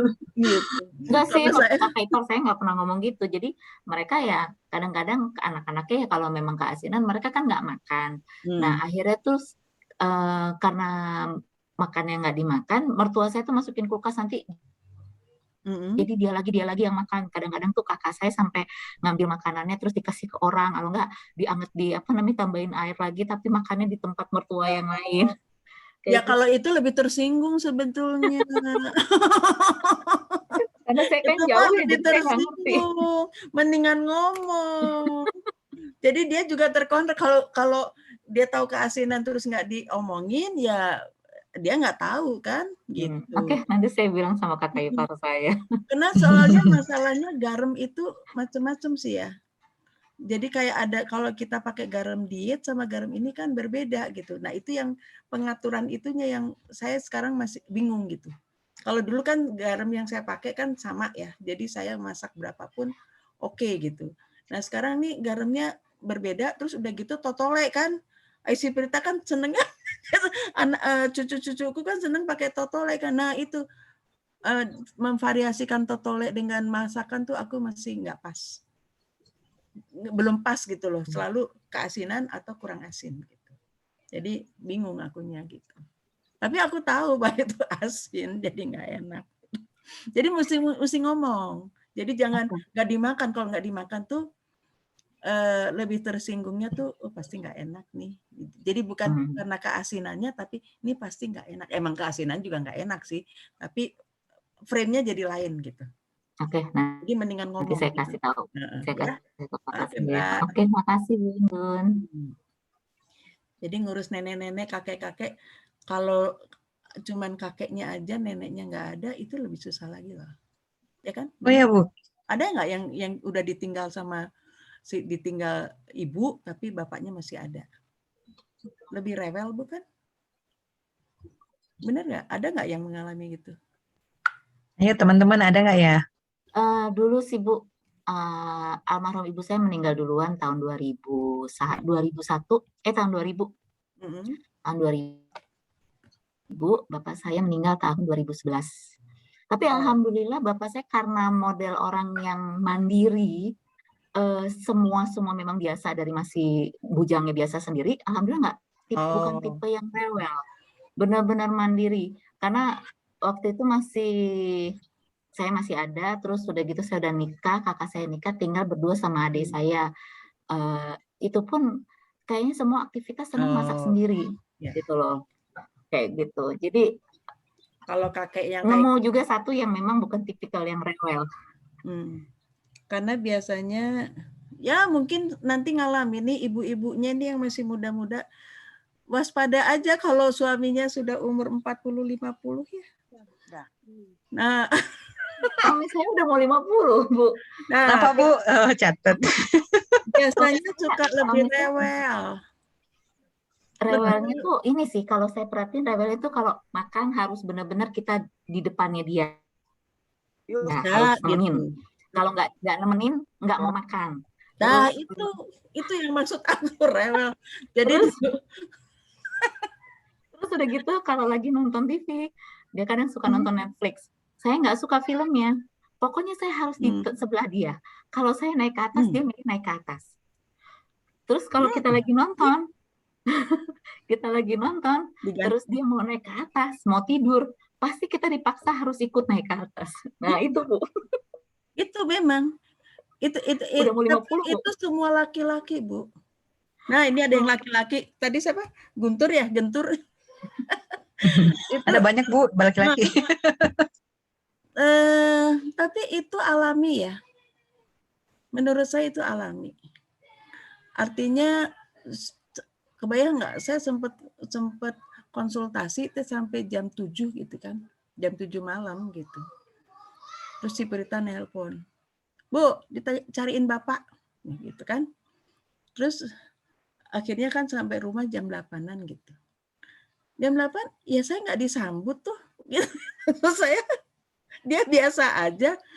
Kenapa aku dicari-cari? Aku bilang pikir gitu kan. Ternyata dia nonton TV, saya duduk aja di sebelahnya. Dia nggak ngomong sih, saya nggak ngomong apa-apa. Dia juga nggak ngomong apa-apa, tapi dia kayaknya nyaman gitu. Jadi memang mulai membutuhkan ditemani. Gitu. Itu umur segitu. Siap-siap aja ya ibu-ibu. Nikmati aja, hidup itu dinikmati. Jangan menjadi kesel dan sebagainya. Kalau saya sih itu prinsipnya. Dinikmati. Memang capek. Tapi kalau kita nikmati capeknya jadi hilang. Ya udah kita harus lakukan ini. Ya udah kita harus gitu. Kalau itu jalan, kitanya juga jadi fit. Kalau kita nggak mikir yang macam-macam, kitanya nggak kesel, itu kitanya jadi fit. Lebih berpikirnya juga lebih apa ya? Lebih nggak neko-neko lah, apa ya, orang Jawa bilang sih nggak neko-neko, apa ya, nggak macam-macam lah gitu. Itu akan membantu kita untuk lebih.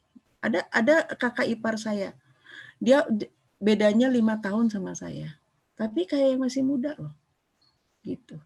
Karena dia juga begitu, ya udah.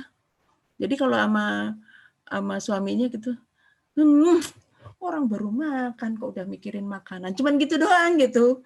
Tapi dia nggak ngotot marah gitu. Kamu kok nggak, jangan ngotot. Kita cuma ngomong aja komentar atau apa gitu. Itu akan membantu kita juga mukanya jadi nggak tua gitu kan. Kan kadang-kadang mental kita itu berpengaruh terhadap ekspresi muka. Jadi kalau kita mukanya kelihatan tua itu biasanya banyak pikiran. Padahal yang dipikirin nggak ada gitu ya, tapi semua persoalan dipikirin gitu. Dipikirinnya tuh kayak yang wah kayak kebakaran jenggot gitu. Nah itu jangan sampai seperti itu. Santai aja ya. Oke. Gitu. Oke, ya. Oke. Ada lagi Mbak? Makasih banyak untuk tips dan triknya, kata Mbak Wening. Sehat Ya. selalu, Bu.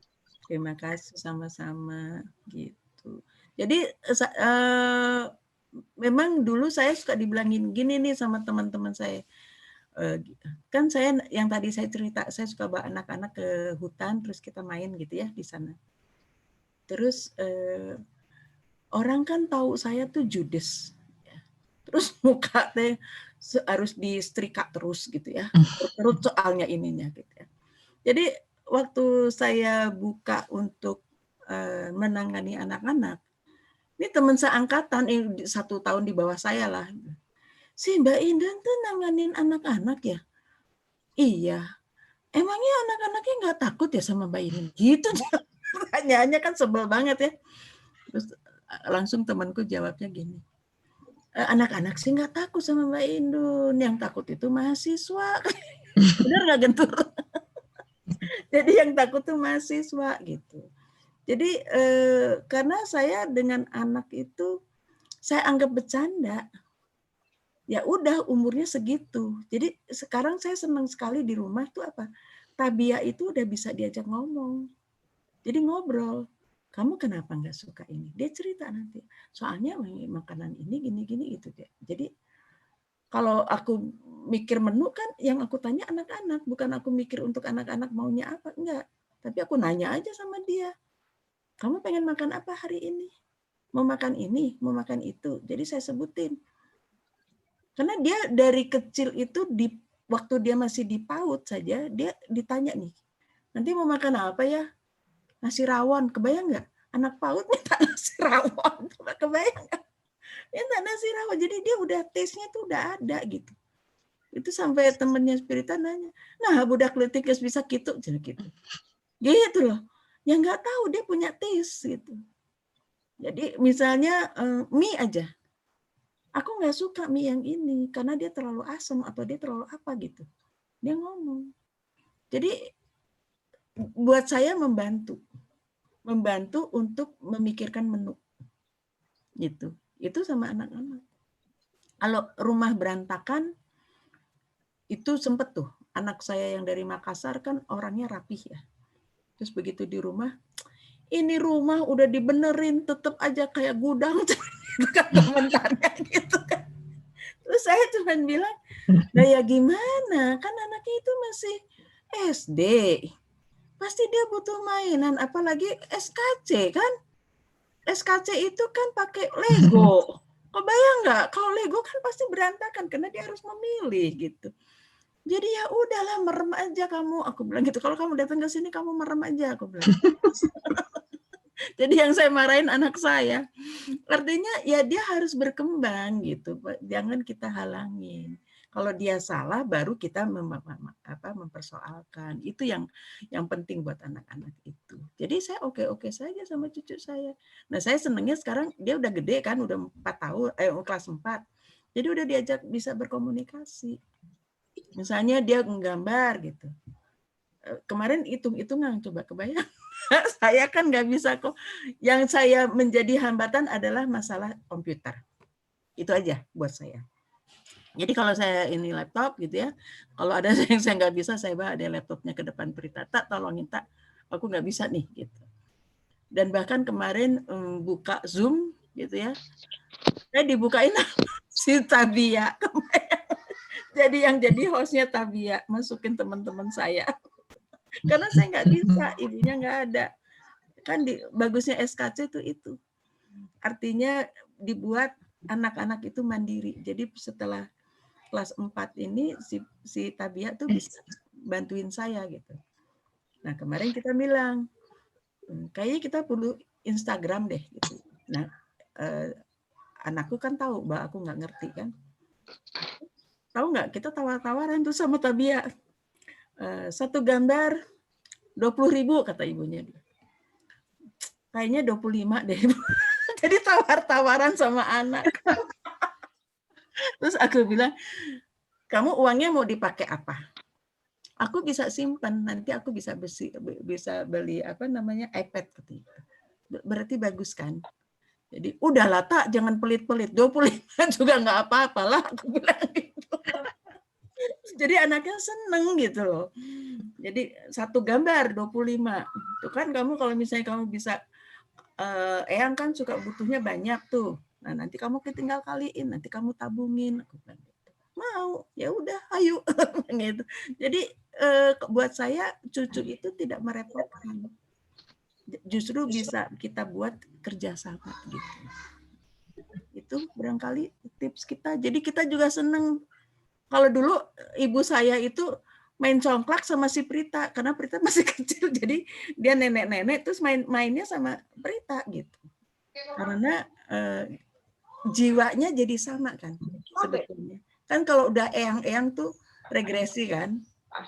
Nah, regresi, sedangkan ini baru bangun kan. Nah, jadi kompak deh tuh nenek sama cucu kayak gitu. Ya, jadi kita senang, jadi nggak repot gitu. Oke, jangan stres ya nanti kalau udah punya nenek-nenek. Masih ada lagi nggak ya, teman-teman? Pertanyaan atau mau sharing? Perusahaan keuangan. Apa? Ini Pak Naryoni. Oh. Lupa di mute kayaknya. Oke. Masih adakah?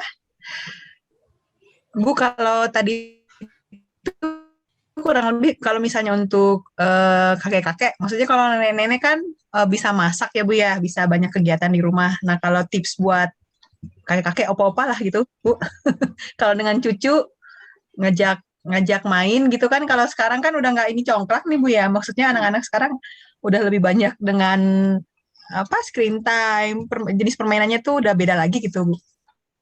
Biasanya ada tips-tipsnya nggak ya Bu ya? Kalau kakek-kakek itu senangnya cerita masa lalu. Jadi apa ya?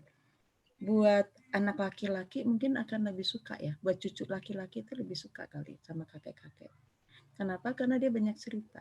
Itu sampai waktu itu terjadi, ada cucunya kakak saya, terus kan mau naik kereta api. Terus dia di rumah tuh udah pesen, saya mau duduknya sebelah Eyang Yono ya, katanya gitu. Ya nggak bisa dong, pasti Eyang Indun yang sebelahnya Eyang Yono gitu kan, dibilangin gitu. Nah ternyata baru ceritanya di kereta api tuh sudah hampir deket-deket Surabaya, bukan deh, sebelum Brebes lah waktu itu.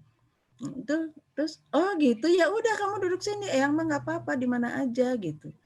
Nah kenapa dia seneng sama ini apa namanya kakek yang lain gitu, karena ngobrolnya tentang cerita sejarah biasanya kalau kakek-kakek itu.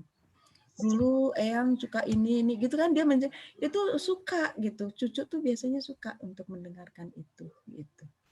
Nah, cuman memang kalau yang lebih manjanya itu udah pasti lebih manja untuk diperhatikan. Yang penting ditemani. Karena laki-laki itu kan selalu ke kantor.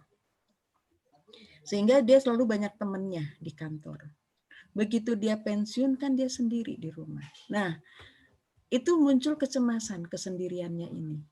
Makanya butuh istrinya. Jadi makanya sekarang di kantor-kantor itu muncul ada pelatihan untuk pensiunan. Dalam arti untuk menyatukan suami dan istri. Kebayangkan kita kerja masing-masing, suami ke kantor, istri ting kemana gitu ya, nganterin anak apa, ngegosip dan sebagainya gitu kan, udah sendiri-sendiri. Itu berapa tahun selama kerja kan. Nah suami pensiun dia pasti ke rumah. Nah ke rumah dia nggak punya temen kan. Di rumah siapa temennya selain istrinya gitu. Jadi itu di dalam pelatihan untuk pensiunan itu kita latih bahwa istri dengan suami itu terjadi begitu, untuk bisa bersatu lagi harus membina apa? Biasanya membina apa namanya wira swasta yang bersama. Biasanya kita arahkan ke situ. Misalnya berkebun bersama, tapi mungkin bisa produktif gitu kan? Karena kan uang pensiun mah berapa gitu kan?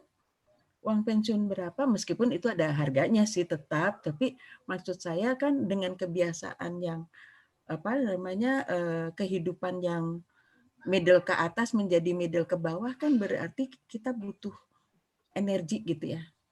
Jadi kayak misalnya di mana di Multatuli itu mungkin ada yang tahu ada mie Jawa. Itu tuh pensiunan Telkom. Dia pensiunan Telkom. Karena di mana saya bisa tahu? Jadi saya pengen mie Jawa itu, saya datang ke situ. Udah saya pikir kan ke warung gitu ya, udahlah pakai pakaian celana pendek dan sebagainya. Taunya ditegur, Bu Indun apa kabar? Mati aku. Ibu Kenal Indun ya, Bu. apa kabar? Anak saya sudah masuk ITB. Oh alah, maksud aku. Terus dia cerita. Jadi anak saya tuh suka mie Jawa ini, Bu. Lama-lama saya pikir saya harus mencoba sendiri supaya nggak usah pergi ke restoran gitu. Nah, begitu saya coba, anak saya suka. Akhirnya ide untuk menjual gitu. Nah, itu dilakukannya begitu biasanya. Oke. Barangkali itu tips-tipsnya, mudah-mudahan ini ya bermanfaat untuk Ibu Bapak sekalian gitu. Baik, terima kasih banyak, Bu. Banyak sekali yang bisa kita dengar sore hari ini ya. Nah, mungkin apa masih ada lagi pertanyaan ya? Atau kalau sudah mungkin kita tutup aja ya? Atau ada yang mau disampaikan? Acip, ada yang mau disampaikan? Ya, Mbak Acit. Mana Mbak Acit? Halo. Ada Makasih ya, ini Bu. feedback Udah suaranya ya? sharing sama kita sore hari ini. Iya, Bu. Ibu suaranya hilang-hilang. Iya, ada feedbacknya ya, Bu, ya, suaranya.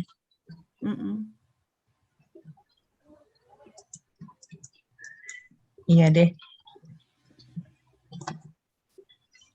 Yang penting adalah, terakhir ya mungkin ya Mbak Hesti, yang penting. Oke, silakan, Bu. Yang penting adalah kita nikmati hidup ini secara alami. Itu akan membantu kita. Artinya keinginan pasti ada. Usaha juga pasti ada. Tetapi yang kita dapatkan, misalnya yang kita dapatkan segitu karena ada kekurangan dari diri kita, ya sudah gitu. Secara alami adalah memang kita cuma bisa dapatnya sekian gitu. Nah, tinggal berpikir lagi mengatasinya seperti apa gitu. Jadi hambatan itu pasti ada jalan keluarnya. Nggak mungkin nggak ada jalan keluarnya. Asal kita mau berpikir gitu. Ya. Jadi jangan nanti kalau sudah pensiun, sudah mulai nenek-nenek, tetap berpikirnya jangan dihilangkan. Oke. Terserah mau berpikir dengan membaca, dengan apapun, tapi yang penting berpikirnya dipakai. Jangan terlalu keras, tapi kalau udah mulai usia 60-70, jangan terlalu keras berpikirnya. Berpikir sedikit, tapi dapatnya sedikit pasti. Tapi nggak apa-apa. Daripada pengen banyak, tapi kita nggak dapat gitu. Ya, oke? Baik, terima kasih, Bu. Ibu. Oh iya, Bu, satu terakhir boleh, Bu, titipan ini, Bu. Boleh. Jadi tadi tuh lupa mau tahu cerita detailnya dari Ibu setelah mengkonsumsi produk SOP Subarasi ya, Bu ya. Kan tadi kelihatannya di masa Golden Age ini ya kan akan banyaklah bermunculan yang namanya penyakit degeneratif atau keluhan macam-macam ya, Bu ya. Kalau untuk Ibu Indun sendiri, kira-kira apa yang sangat kerasa membantu dari setelah Ibu kan sekarang udah rutin mengkonsumsi produk ini ya, Bu ya, SOP Subarasi dan Utsukushi. Boleh tahu sedikit ceritanya nggak, Bu? Kemungkinan yang membuat saya berhasil dengan jalannya lebih cepat tadi yang saya bilang, kayaknya dari SOP itu deh. Jadi artinya tadinya saya agak suka goyang, makanya saya jalannya pelan, karena saya prinsipnya tidak mau jatuh gitu ya. Nah sekarang yang saya rasakan, kenapa ya saya jalannya bisa cepat sekarang gitu. Gitu loh, jadi lebih cepat daripada yang lalu-lalu gitu. Kayaknya itu yang menjadi membantu. Okay. Gitu ya. Apa Jadi namanya? setelah, Kenapa Bu? oh iya maksudnya ini terasanya setelah sekarang beberapa saat mengkonsumsi baru mulai sadar, oh ternyata mungkin pengaruhnya di situ gitu ya Bu ya? Betul. Artinya ya kan saya menjadi akhirnya rutin kan. Rutin dan 1 saya minumnya. Jadi Iya. tidak sepertiga lagi. Nah, di situ saya rasakan kok jalan aku lebih cepat ya sekarang gitu. Dan aku nggak goyang gitu. Maksudku aku nggak goyang gitu. Yang tadinya kan aku kebayangkan lagi jalan lurus gitu, nggak bisa lurus, tiba-tiba mau ke tengah gitu, balik lagi gitu. Nah sekarang tuh udah nggak, udah bisa lurus gitu. Kayaknya itu enggak. Syukurlah Bu. Senang Allah ya dengarnya Bu Bu. ya. Insya Allah bisa. Iya. Oke Bu. Baik, ini dari Acit kelihatannya memang ada yang error, Zoom-nya mati nyala terus gitu Bu. Terima kasih, titipan dari Acit, terima kasih atas waktunya Bu ya. Semoga sehat selalu. Iya boleh Bu. Terima Kalau kasih. dari Mbak Monica, betul itu tante saya juga kakinya terasa lebih kuat. Tante saya sekarang umurnya 80-an juga Kan? konsumsi produk ini gitu Bu. Iya, insya Allah lah dengan Ya. ini. Karena kakak saya juga jalannya jadi dia nggak pernah jatuh lagi. Gitu. Oh. Makanya saya mau, tadinya kan saya yang sampai muntah-muntah itu jadi nggak mau. Iya Bu ya. Tapi terus si Prita kan ngomong terus gitu kan. Terus si Ya. dokter kok gini, si ini jadi gini loh. Adik saya itu sampai dia tadinya hampir stroke jadi nggak jadi. Oh gitu Bu. Terus udah gitu sampai dia tadinya gulanya tinggi, tensinya tinggi, itu udah dia konsumsi obat gula dan tensinya hilang. Oh jadi obat P aja 2 kali sehari. 2 kali sehari. Jadi paginya dia bilang tuh sama sore, saya obat tensi saya nggak saya minum gitu, dia bilang gitu. Ini Iya. gitu. Jadi akhirnya istrinya member deh. Gitu. Iya, istrinya jadi member deh gitu. Iya. Dan saya juga ada sih satu, akhirnya ternyata mantunya dia member gitu. Jadi dia di apa sih, di apa namanya, apa sih yang Chinese itu, di Keprat, bukan di Keprat, apa sih, Sinse, dia ke Sinse, terus udah gitu ada dokternya juga. Nah dokternya bilang, kamu mah diobatin ini nggak akan sembuh-sembuh gitu. Nah dia di Sinse tapi disuruh minumnya SOP itu gitu. Oh, justru disaranin SOP dari sananya Bu. Sama di Sinse-nya gitu. Iya. Terus sekarang udah mulai bagus, kata dia cerita. Kemarin cerita sama Prita. Tadinya sama Prita yang mau dikasihinnya kan, terus ternyata mantunya dia punya juga gitu. Jadi mantunya dia itu member juga gitu. Jadi akhirnya dia dikasih dari mantunya. Ya nggak apa-apa kata Prita, yang penting diminum gitu. Iya. Aja. Yang penting kuncinya rutin ya Bu ya. Betul, emang harus rutin sih. Ya. Ya.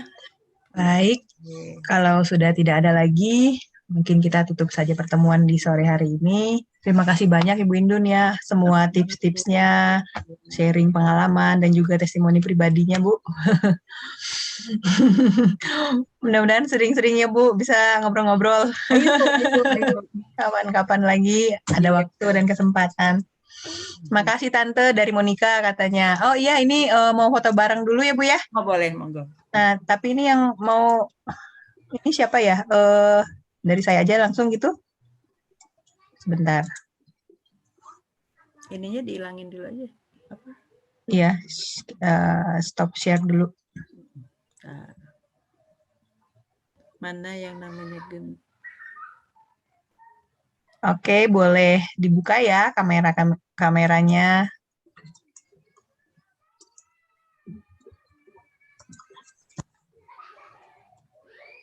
Saya harus mode ini gimana nih ya? Ada yang bisa bantu screenshot nggak ya? Aku bisa di. Bu Prita, di copy Bu Prita, bisa nge-screenshot nggak di tempatmu? Bisa. Oh, baiklah. Oke. Aba-aba darimu ya di sini. Aba-aba dari aku ya. Oke, pasang senyum termanis. 1, 2, 3. Oke. Sekali lagi ya. Iya. 1, 2, 3. Oke. Oke. Sukses terus ya Baik. semuanya. Baik, Bu. Terima kasih banyak, Bu Indun. Sama-sama. Makasih banyak, keren Ibu Indun. Sehat-sehat selalu.